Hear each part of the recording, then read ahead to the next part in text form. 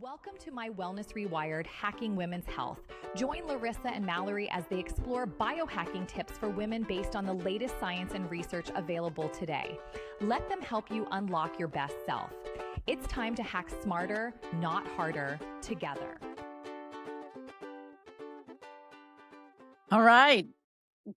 Today we are so excited. It is literally like Mallory and I are having FOMO right now. We are literally in Fangirling. We're starstruck land. fangirling, Larissa. Oh yeah, fangirling.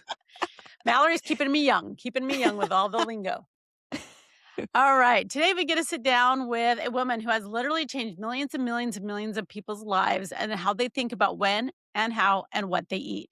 Jen Stevens is a New York bestselling author of Fast, Feast, Repeat, Delay, Don't Deny.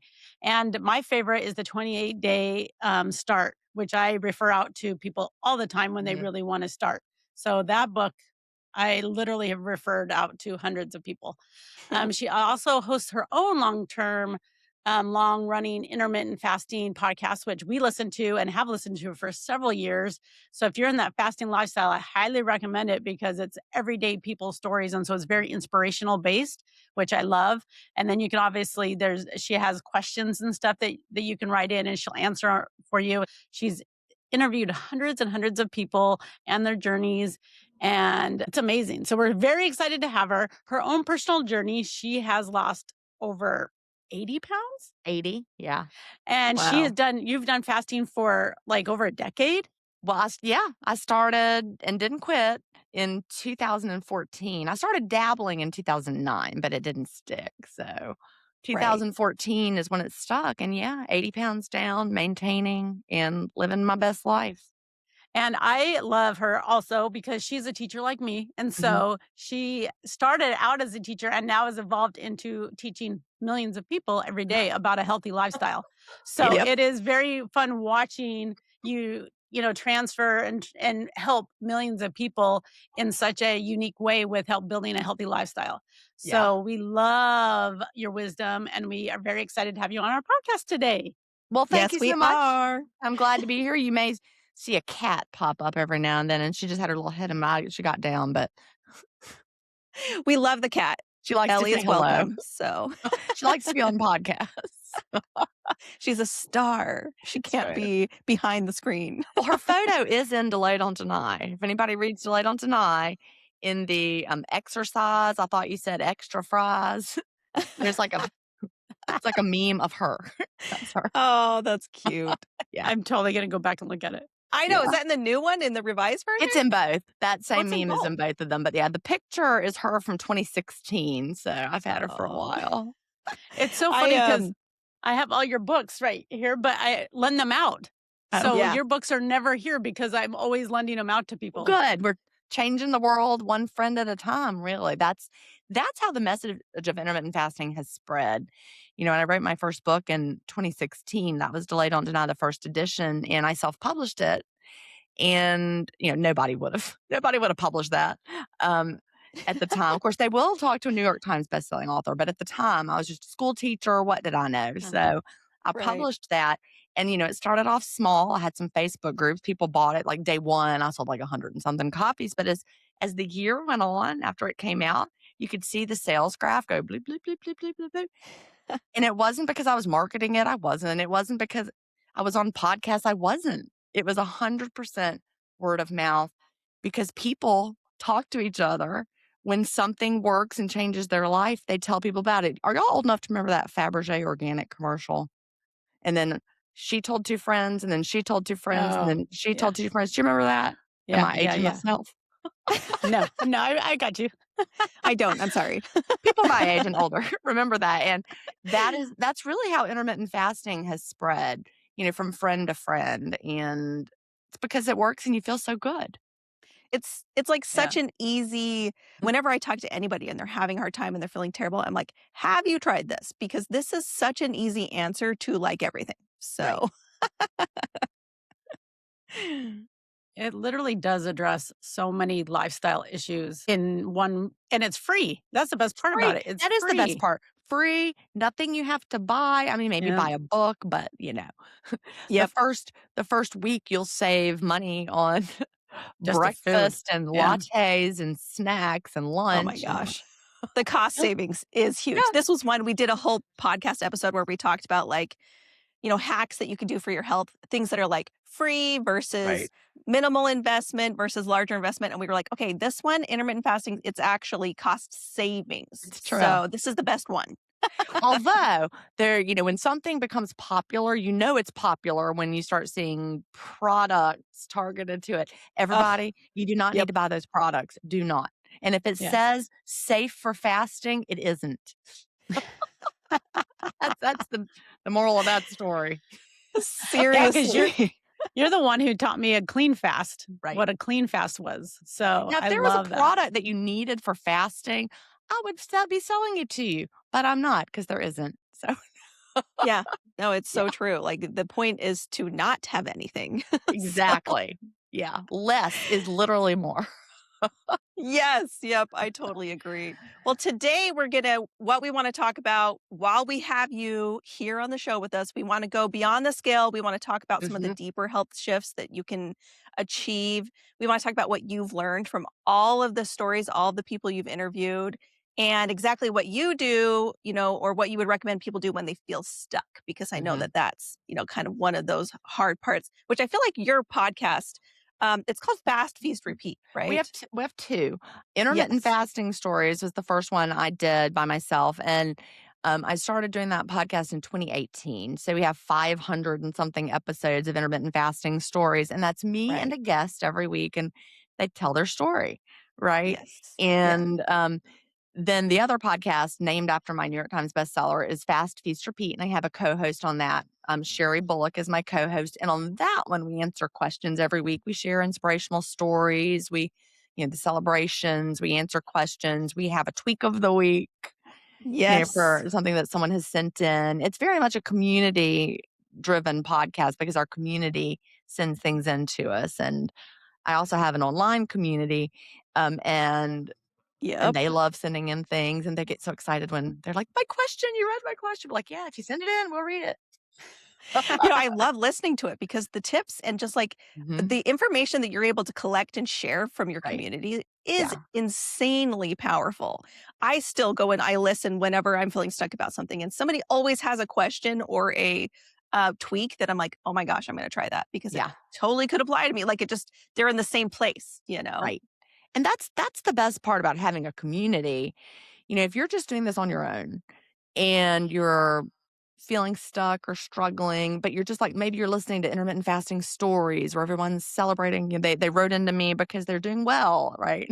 Right. Then you also, read the books and it sounds so easy and you're like, well, why am I the only one struggling? But when you're in a community, you realize, okay, no, I'm not the only one struggling. It's real life, and everyone has things they go through and moments that are not perfect. But intermittent fasting is a very forgiving lifestyle. It's always ready for you. And every clean fast is good for your body. So realizing that it's not easy every second, but what is? Nothing. Life is not. Nothing is. Not doing intermittent fasting is certainly not easy every second. So it's not. You have to pick your heart, right? And at least that one, when it's challenging, which it's not always, it's giving you really good things. So I completely agree. My husband and I were just talking this morning about how we're like, man, when we were in our 20s, we used to get sick and we'd be sick for like 2 weeks, right? Like with a flu or cold, whatever. And now it's like if it lasts 3 days, we're like, what is going on? Why are we still sick? It's true. That has been the biggest change for me, honestly. I was a teacher, as you mentioned, and I taught for 28 years before I retired. And I caught everything. Like I had, I always was going to the doctor for an ear infection. Whatever I got settled in my ear. It became an ear infection or a sinus infection. I was taking antibiotics several times a year. And it would stick around whenever I would get sick. And I have not been to the doctor for a sick visit. It's been so long. It was either 2015 or 2016. I had the flu. Yeah. I think it might have been 2015. But I have not been to the doctor for a sick visit since then. I thought I had like a strep throat, but they're like, no, it's the flu. I'm like, oh, okay. But since then, no. And again, I get well like so quickly. It's really kind of shocking. It's amazing. It's just I think it's just fasting, right? Because my husband and I have been fasting Yeah. pretty consistently since about 2018, 2019 when I Mhm. found your book and your podcast. And so not perfect. We've had multiple babies in that time. And Oh, so life happens, but right. I really feel like it's made a huge improvement on our Mhm. immune systems, Yep. which is again, which we can talk about, the non-scale victories, but first, I have to ask, after more than a decade in this space and hearing thousands of stories, what's your current 30,000-foot view on intermittent fasting? Like, are there core principles that have stayed rock solid? Has anything shifted or refined over the years? That is a great question. And yes, there have been things that have shifted over the years. And that's just because having such large communities, you really see what works and what doesn't as time goes on. Right. So when I look back to when I started, and I got started and started a Facebook group for me and my friends so we could talk to each other about it. And then that grew over time. People started wandering in off the street. And then by the time I left Facebook professionally, I had about 500,000 combined group members. And it was just like, how Facebook is. Managing that many people is just impossible. So people were Oh, always yeah. upset about something. Anyway, so I had to leave Facebook. But over that time, we did learn some lessons about what does work and what doesn't. The clean fast is rock solid. When we're fasting, we want to fast clean. I explain it in great detail in all of my books. And you Right. want to stick to black coffee. I've got mine right here. Plain tea. And when I say tea, if you go to the tea aisle, 90% of that is not tea. You want it to be real tea, actual tea made from the tea leaf. Any form of actual tea. You don't want to have any added flavors or, like bergamot or anything like that. It's like the Earl Grey would be out. But you can have Right. plain water, nothing added for flavor, just water or plain sparkling water. So the clean fast, it's not let us down. We haven't changed our stance on that at all. If anything, it's just gotten stronger over the years. We have changed our recommendations over the years when it comes to ADF or alternate day fasting. And Hmm. when I wrote Fast, Feast, Repeat, there were a lot of people in the Facebook groups who did a daily eating window approach, which is what I prefer, but that's what I really like. It works for me. And there were also people doing ADF, but there were some people who did what we now call a hybrid approach, where they would do, down days and up days with ADF and then daily eating window days. And if you've been doing a daily eating window day for a good period of time and then you switch to ADF, it feels really weird to eat all day on the up day. And so you were like, yeah, 6 to 8 hours, have a couple meals. That should be fine. We realized that people who were having shorter up days with really like a 6 to 8 hour window and only a couple of meals, they started having issues as time went on. So we went back Mm-mm. to, in the research on ADF, it was actually down day, up day. And on the up day, there were no windows. These were not people who were doing daily eating windows. They were just eating normally on the up day. They were eating 3 meals. They were instructed to eat 125% of their day's caloric intake. Hmm. That's the purpose of the up day, is the metabolic boost. So when people were eating in a window on the up day, it felt like eating more than normal, because if you normally have a 5 hour window, now you're eating an 8, it feels, like a luxurious day, but it just wasn't enough to get that metabolic boost, which is why Hmm. I revised Delay Don't Deny. And the second edition of Delay Don't Deny, the ADF chapter, is based on what we've learned over the years of, watching people do ADF. And it sounds counterintuitive because we think about calories in, calories out. We've all been taught that. So if you're eating Yeah. less, you're going to lose Right. weight more quickly, right? So if you're eating less on your up day, you're going to do better long term. But no, we really need that Yeah. metabolic boost day. So we need the up day to be up. So that's Huh. the biggest shift, the biggest thing that's changed, and the biggest thing we emphasize now. If you're under eating on your up day, you're doing yourself a disservice. But the big view looking down is that intermittent fasting is very much a lifestyle, and you Mm. take it with you on a trip. I was just gone for 2 weeks from home, traveling all around, and I ate in restaurants for 2 weeks. And there were days that one day I had a 14-hour eating window. Vacation. Well, I was at a hotel that offered free breakfast, and traveling with my fiance, Chris, who I'm sure you've heard me talk about on the podcast now, that we were Yeah. traveling together. And he's like, this hotel has the best breakfast. And like, well, then I'm going to eat it one day. So we had the breakfast. It was absolutely worth it. But then it was a late day. We ended up with a late dinner. And I'm like, no big deal. But then some days, like yesterday, we traveled home and we were in the car all day and we had a 30-minute window Oh, wow. just because we were traveling. And, it's so easy to fast in the car. Yeah, traveling is such an easy time to fast, I feel like. Yeah. Yeah. Does he fast with you? Yes. Oh, I He love does. He's that. down 40 pounds. Wow. Wow. That deserves a hand clap. Hooray! Yes. Very exciting. We have But these yeah, ridiculous hands that we play with all the time. it's Sorry. really great because we just flex our schedule together and it's just really, really nice. Well, and it makes you both successful and you feel True. good and you're boosted up your immune system. You're Mhm. all the, and basically based on that just alone, what are some surprising non-scale benefits you have heard again and again through your podcast or your experience that has really like stood out that's beyond the scale? So many. Honestly, I like to think of intermittent fasting as the health plan with the side effect of weight loss because we we have so many positive things that happen and it just, it runs the gamut. We hear over and over again like people will be like, went to the dentist and my hygienist was like, your teeth have never needed less cleaning and your gums are looking better. I mean, just things like that. Yeah. We've had people report, scars going away that they've had for 30 years. That sounds crazy.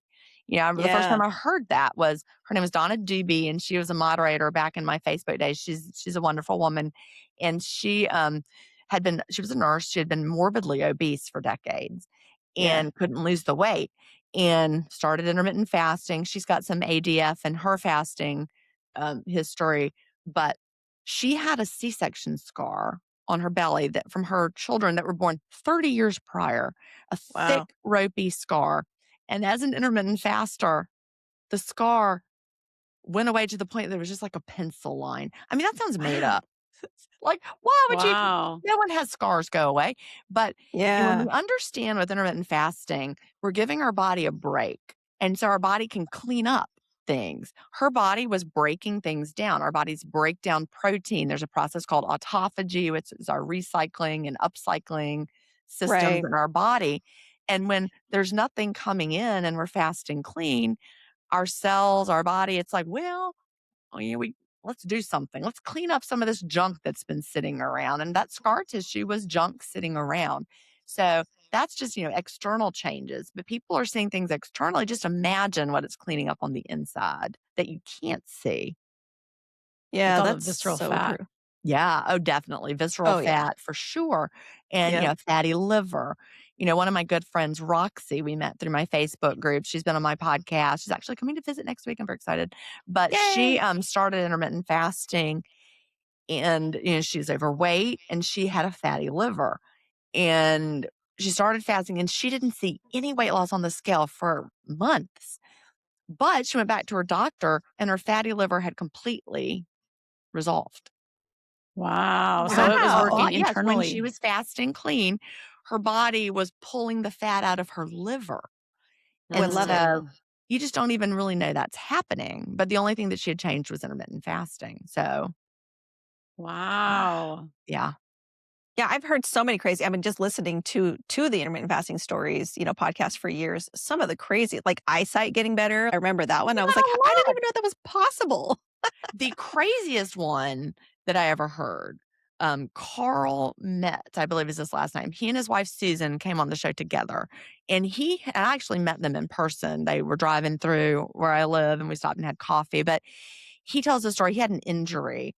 It was his left arm, and as a part of the injury, his muscle had atrophied to the point that he didn't have mobility. He couldn't put on Oh, deodorant with that hand. Like he did not have this mobility with it. yeah. So, I mean, it had been like that for a long time, like years. I don't even know, 10 years, maybe more. I'm not sure. But he just started intermittent fasting and he, would work all day. And then he preferred an evening eating window, structured, one meal a day ish kind of approach. But his window would open when he got home, meal and a snack kind of a thing. But as time went on, he noticed the muscle in his arm was like rebuilding itself. And Hmm. so he regained mobility in that arm. And again, that sounds like I'm making it up, but Yeah. you what else explains it? He No, wasn't it's getting definitely got to be anything the else. autophagy. There was probably some scar tissue, right? That was, and then that is awesome, though. Well, and we know intermittent fasting upregulates human growth hormone. So when you put all Yes, that together, we have, human growth hormone going up. We have, autophagy, which is cleaning up the junky stuff. And I mean, that has got to be the biggest healing story I've ever heard. And that's again, some so of these cool. stories sound like, how can this even be true? But it is. Our bodies are amazing, and we're designed to be self-cleaning. Our liver works to clean things up, our kidneys, our bodies are designed to take out the trash, clean up Yes, the junk. Our cells are amazing. But when you're putting stuff in all the time, your body is, when you get up in the morning and eat breakfast, snacks, lattes, lunch, all of that, your body has to direct all those resources to digestion and handling what's coming in. And it never really yeah, gets time to handle what it needs to do. I like to think of the analogy of like if you had a party at your house 24/7, like a frat house or something. People are always there. They're coming and going. More people are coming. They're eating, they're drinking. Can you imagine what a mess that would be? nobody's ever cleaning up because No they're one's too ever cleaning up busy. because they're just busy, Yep, partying, right, all the time. But right, if you want to clean up, then everybody needs to go home. You need to have a right. break. So that's what intermittent fasting does. You stop the party every day for a little bit, you clean up, and then you have your eating window, which is your party. Yeah, you're cleaning up for the next party. Exactly. Well, I like that you said that weight loss is actually like a side benefit Yeah, because that hits home to me because so many people go into intermittent fasting for weight loss, but then right. you see so many positive changes in your body that it takes on a life of its own in a totally different direction. And then weight loss becomes a side benefit, and you really have so many positive health benefits that it really impacts you. Exactly. And we're in a society right now, it's not our fault. It's really a, perfect storm of things going on. The food culture is not good, ultra processed food, snacking, Yep, emotional eating. There's so many things that come together to make losing weight a challenge. So, people can have metabolic problems because decades of diet yo-yoing or, eating ultra processed foods. And then you're not healthy metabolically. Maybe someone's diabetic or pre-diabetic or insulin resistant or so many different things, fatty liver, all of that. And so, yeah, fasting helps you heal all of that.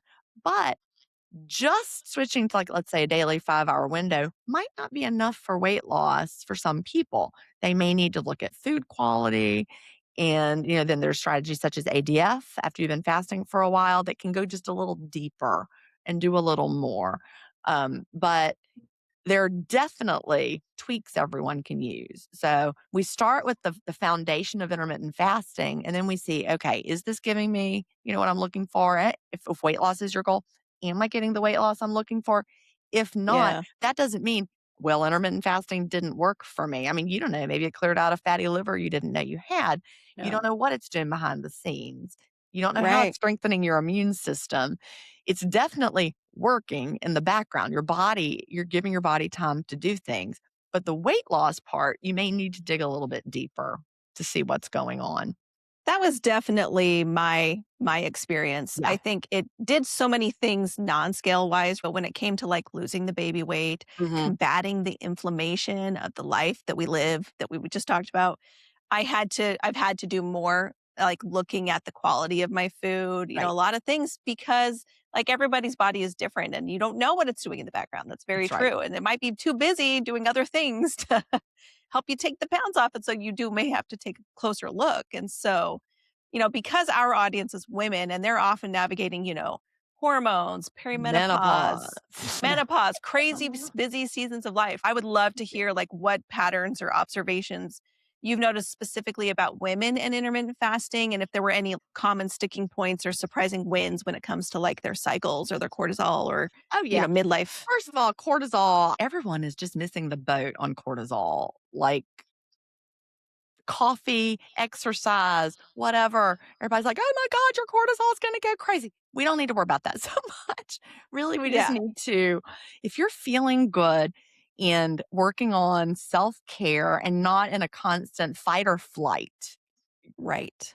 your coffee is not your problem. Okay.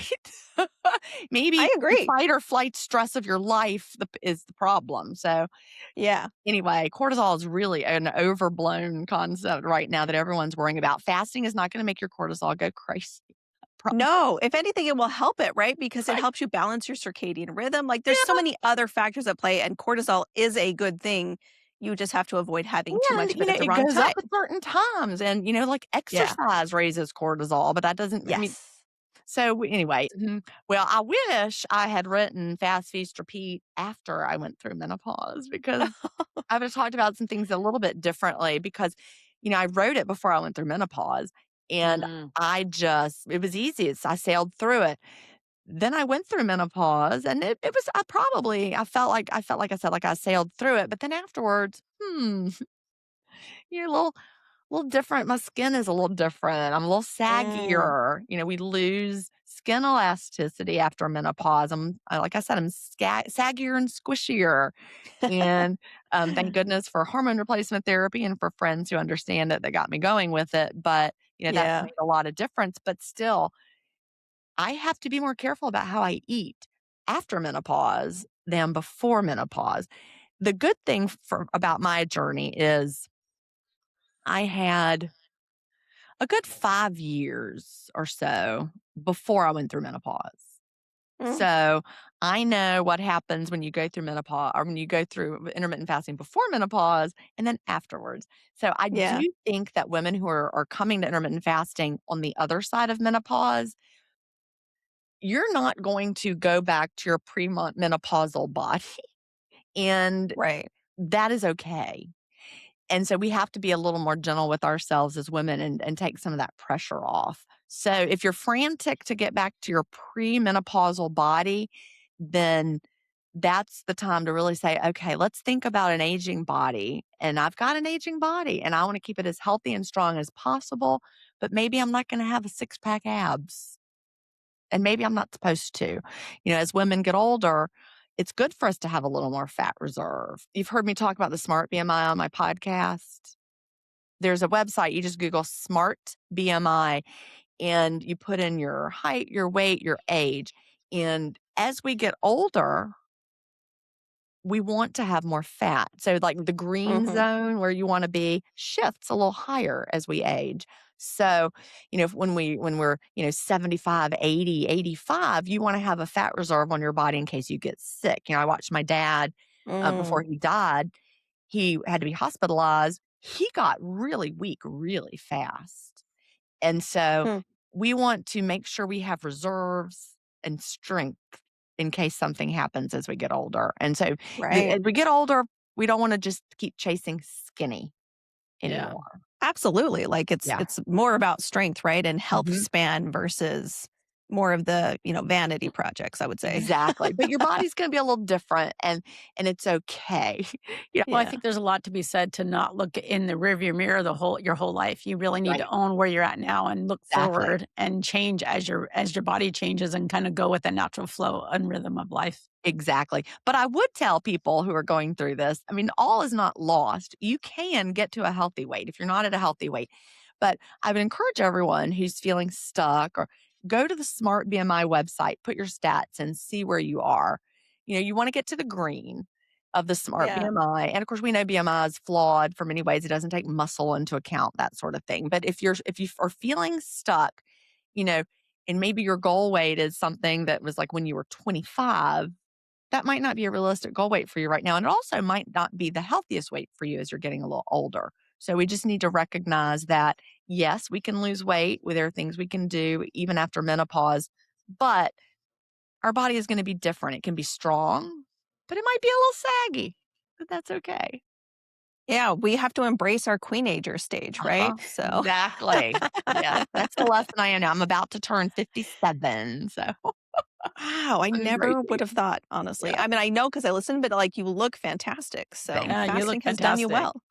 Thank you. I think intermittent fasting also helps with the aging process. So, I think so. The big thing we did a lot of research on skin health yeah. and things that you can do, and the more we just realized that the beauty of the intermittent fasting lifestyle is that it's anti-inflammatory. It's all these things that are key drivers of aging early. Right. And so fasting is really enabling you to age appropriately, which is a beautiful thing in today's day and age. It's true. Earlier on, or in one of the earlier episodes of my podcast, maybe 2019, 2020, I interviewed Dr. Gil Blander is his name. He's a longevity researcher and he does intermittent fasting. And Nice. he said the number one thing he would promote for longevity is intermittent fasting. And that really Wow. stuck with me. Yeah. And so, the researchers who are studying intermittent fasting, the doctors who practice it themselves, the people who understand it, they do it. Dr. Mark Matheson, who was at Johns Hopkins, neurological researcher, he's been doing intermittent fasting since the 80s. I Not love for weight it. loss, but for the health benefits. And so he studied it and really understood. He wrote a book about it. He also came on my podcast. But, we have a lot of voices out there right now who are saying a lot of things very loudly. And there's some women out Very there in maybe the bodybuilding or exercise space who are not fans of intermittent fasting, especially one I can think of in particular. And people with big platforms who go on lots of podcasts are scaring women about intermittent fasting right now. And if you're fasting clean and you're nourishing your body well and you find balance and you feel good, you can work out in the fasted state. Your cortisol is not going to go crazy. Your body is not going to eat all of your muscle when you're fasting clean and you have fat to lose. Biologically, that wouldn't make sense. Now, if you're not fasting clean, that's a whole different story.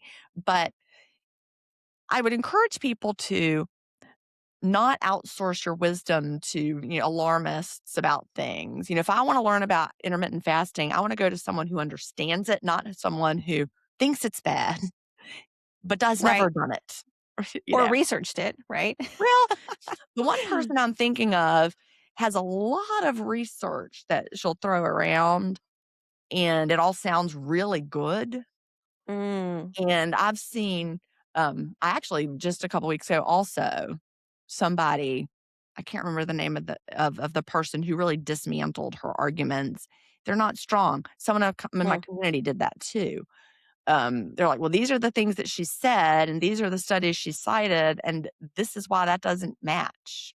Well, I think a lot of it goes to how athletic you are, because if you're not a bodybuilder, you're not in that space. So you shouldn't be focusing on that scientific research. Well, and also if you're, not fasting clean and you're over exercising and under eating, that's all of the that key one.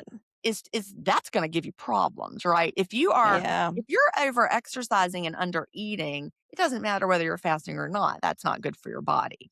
Women's bodies are sensitive to over exercising and under eating. But the way that we do intermittent fasting, it's not a low calorie diet restrictive way of doing it. We eat, we feast. My book is not called Fast, Eat a Tiny Diet Meal, Repeat. Right. Right. Yeah. My 30-minute window yesterday. Okay. We were traveling, but I had a patty melt with grilled onions and Swiss cheese, and I had tater tots, and it was so good. Ooh, that sounds really good. I don't eat like that all the time. I eat like a grown up, right? I've got a great meal planned for tonight that's got kale and tomatoes. Okay, so it's going to be lots of veggies. I'm really missing the veggies after all the traveling. But, when people are giving you, negative messages about intermittent fasting, have they done it? No, probably not. And I would listen to the people who have done it successfully and mentored people successfully.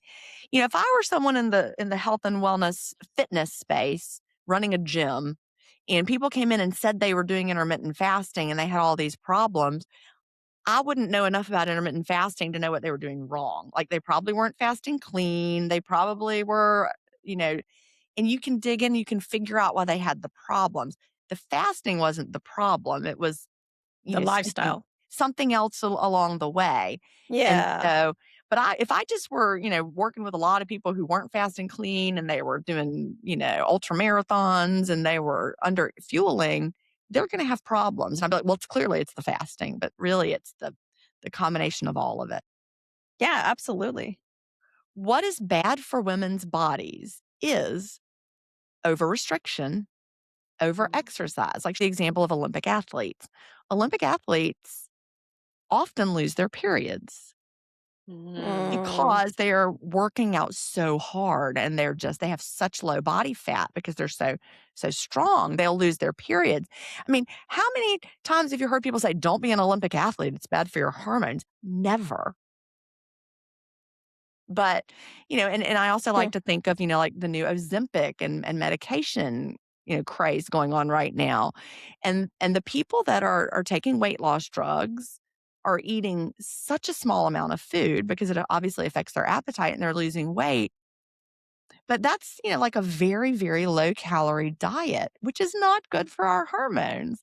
So there's so many things out there that are worse for our hormones. But yet somehow people are like, oh yeah, intermittent fasting, that's so scary. But it isn't. It's the exact opposite.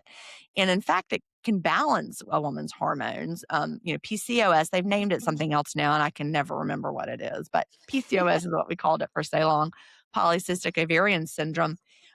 Having high levels of insulin and insulin resistance really goes along with PCOS. Weight gain is a big part of it. People will lose their fertility when they have PCOS.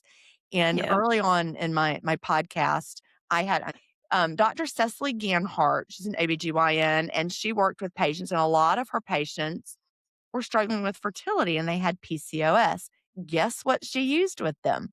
Intermittent fasting. She used intermittent fasting, and suddenly they were having regular periods for the first time in a long time, and they were able to get pregnant.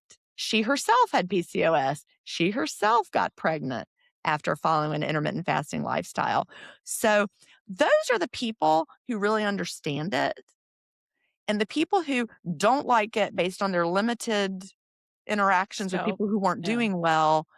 And then they go out and find all this evidence. Like I could literally go find research papers on PubMed to support like almost any claim I want to make. They might not really support it very well, but I could claim they do.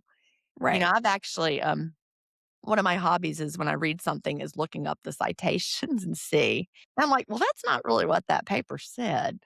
A lot of books make claims and you go back to the research and that's not really what it said. So even when someone sounds like have supporting science, you go look at it and you're like, that's not what it said. So. Well, I don't think a lot of people do that. I think that's like a lot That's of the our problem. podcast is there's so many not correct statements being thrown out there that it is inaccurate. And so the average can have a woman does platform not now. look it up. Yeah. Anybody can have a platform and anyone can talk about anything. And, look, check my sources too.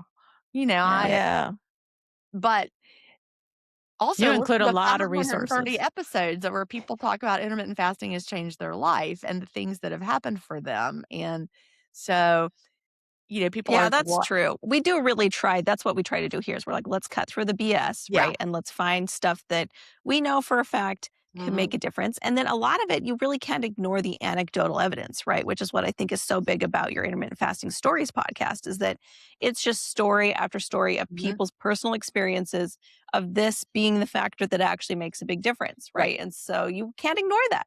You cannot ignore it. I mean, if we had 3 people who were like, I tried it, I liked it. That wouldn't be very much. But, I've interviewed 500 plus people for intermittent fasting stories. That's a lot of people, and their stories are just amazing. And also, I've had hundreds of thousands of people in my communities who have talked about the things that they're going through. So, is there ever a time that fasting could be a problem for someone? Yes. If you're over fasting is not a good thing. There's a balance. Let's think about water. Water is necessary for life. You would die without it. But if you drink too much, it kills you. People will drink too much water. You hear these stories every now and then of like a healthy person who went out running and then they came home and they drank a gallon of water and they died from drinking too much water. And so that's the balance of everything.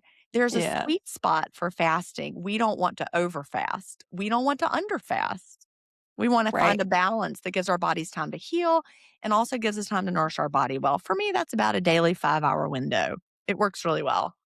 Yeah. For me. And then re-nourishing, I think, is the key, right? Because I think Mhm. that I did fall at some point recently into the over fasting. Oh, And so then I'm learning from hard experience how much you really have to make sure you're nourishing enough. It's And true. so the recovery is just as important. It's true. And you can over exercise.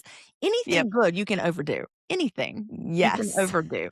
And Yep. so it's about finding the balance, that healthy balance. If someone fasted for 21 days and had all sorts of problems, we would be like, well, see, fasting is not good for you.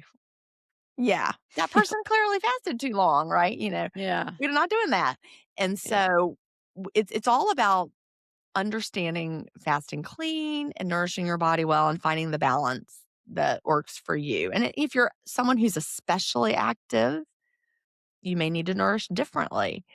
And that's really important as well. We have people in our community who run marathons or who do a lot of weight training, and they've had to figure out, how to balance that working out with the fasting. But it can be done.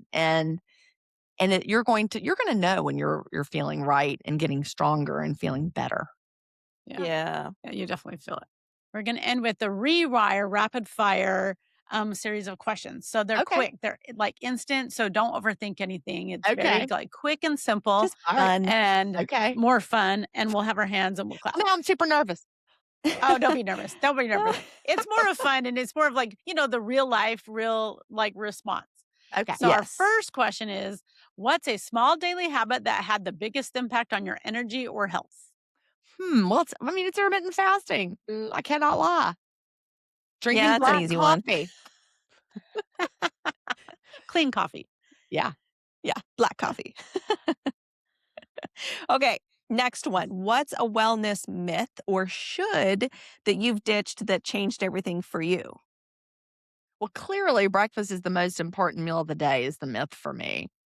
Or that you must eat protein yeah. within 1 second of getting out of bed or during your workout. Yeah. All of that. What's one thing you wish every woman knew before starting IF? I wish every woman knew that you can trust yourself. And you don't even have to trust me. Trust yourself. You can listen to your inner voice rather than outsourcing it to everybody else. Yeah, that's good. I And like I love turn that. off those social media people if they're confusing you. Seriously. There's so much out there. I agree. That one's like- we've talked about that. I feel like women do that the most. They don't trust themselves and they second guess their own intuition. And I wish we would trust ourselves more. I feel like that was a great. It's true. We can literally find someone with compelling scientific evidence for anything, and you can find someone who has compelling scientific evidence for the exact opposite of that, right? And so, you should never eat meat, you should only eat meat. And they both have really valid sounding reasons That's so for true. why. Yep. So stop and just figure out what makes me feel good, what foods make me feel the best, what fasting schedule feels right to me. And do I feel like this is making me more stressed or less stressed? You'll know. You know what? You will That's true know. because I was having a really hard time with sleep and I was always stressing about the fact that I was going to sleep too late. Like I could never get to sleep, quote unquote, on time. And it took my Aura ring, right, that I got to tell me what my, what is it called? Is it your chronotype? Chronotype. Yeah. Where it talks about your best Are sleep you a cycle. late person who should stay up late and sleep later?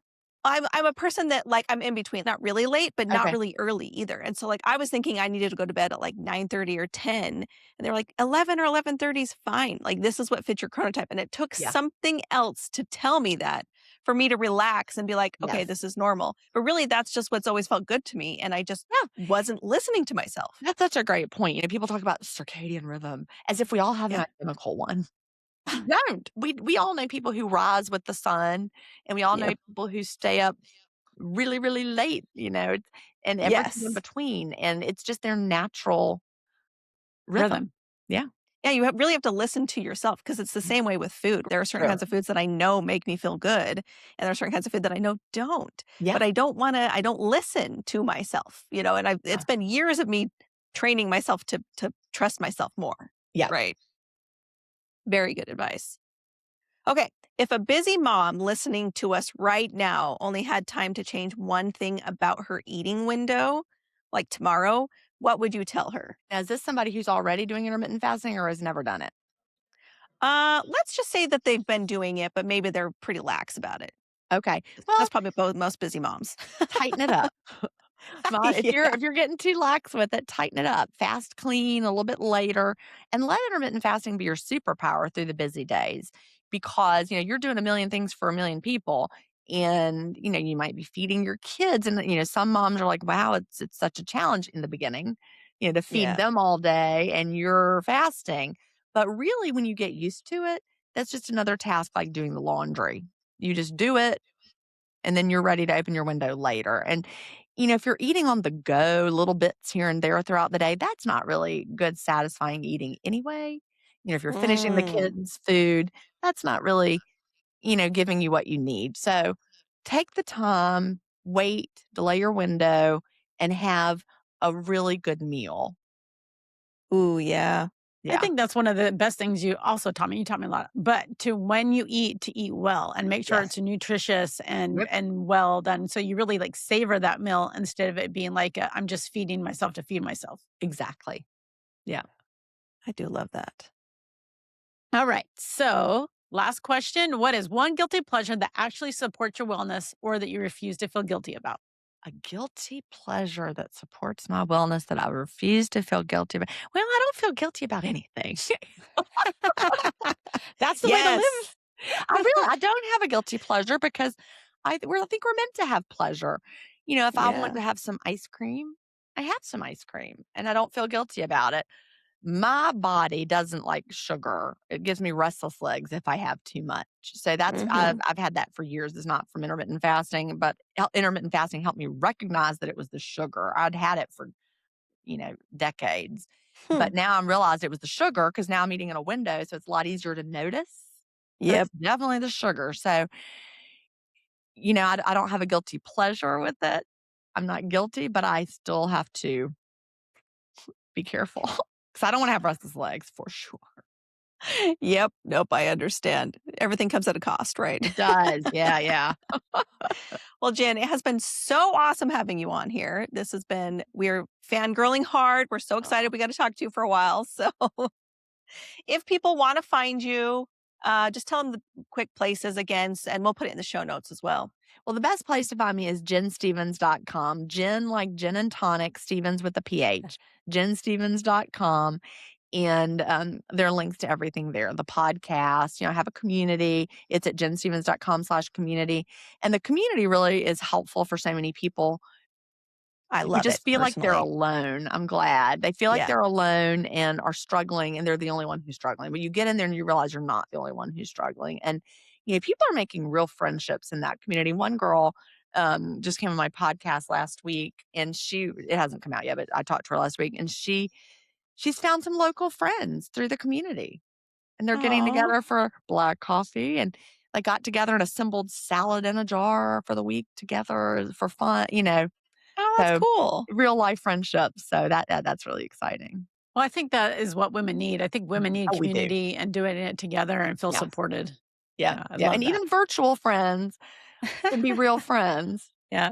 That Yeah. is true. Although that's why I made Larissa. I told her, I was like, you have to listen to this podcast. You have to read this book because I was like, I need somebody to do this with. So, Well, good. Yeah. Recruit some friends. And if you can't recruit any friends, join our community.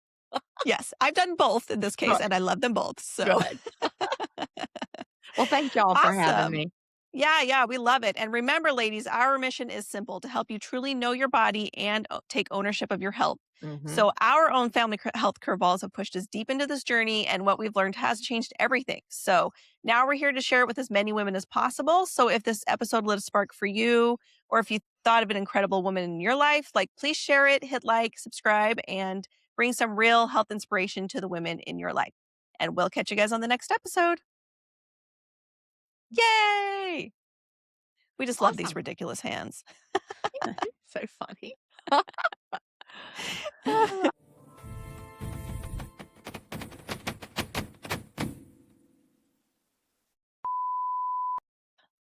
I'm double fisting my tea, by the way. Look. I've got my coffee.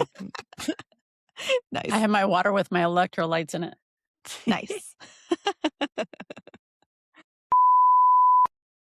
Ellie. Oh, so cute. She missed me. Maybe That's she'll sit in my cute. lap. And you might hear my cat. She's coming and talking to me. She's crying. She's saying hello. You can probably get up on the desk in a minute. But anyway. All right, you wellness rock stars. That's a wrap on this episode of My Wellness Rewired, Hacking Women's Health. We've had a blast dishing out the hacks and laughs, but hold up, let's keep it real.